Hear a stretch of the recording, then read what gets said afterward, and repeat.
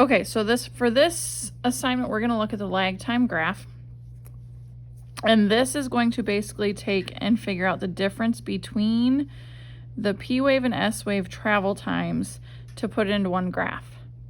So before we had looked at this graph and we used a note card to figure out the difference between these or counted the blocks. This time we're going to actually take the difference and graph it over here. So at 0 kilometers, our travel time for both of them is going to be 0. So then our lag time is also going to be 0 because 0 minus 0 is 0. Because we're going to take our S minus our P. For 100 kilometers, we're going to come up and each line here is worth 5. Each line down here is worth 10. So we're at the 100 kilometers. And we're going to come up to our P wave.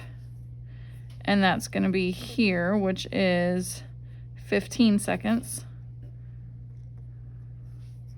And then we're going to look at our S wave, which is in between. So here's 20, 25, 30. So we're like 27 and a half. Because we're like right dab in the middle of those two. Then we're going to come over here to the 200. And we're going to go up to the P wave. And we're slightly over this, but we're just going to say this value. So we're going to say 30.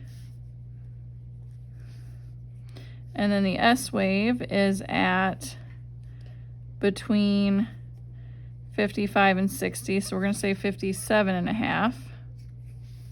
Okay.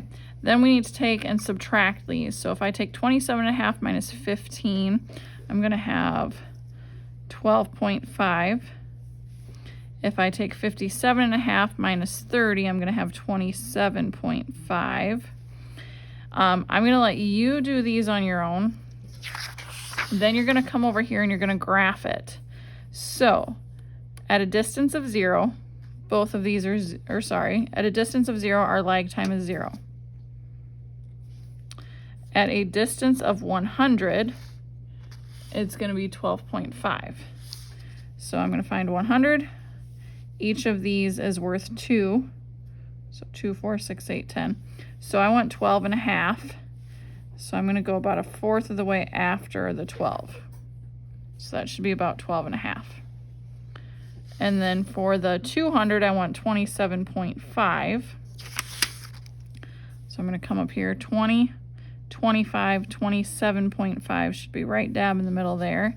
And what you're going to do is you're going to end up, when you're done, taking the ruler and drawing a line through those points. We're going to wait until you get your other two, and you should have a nice line.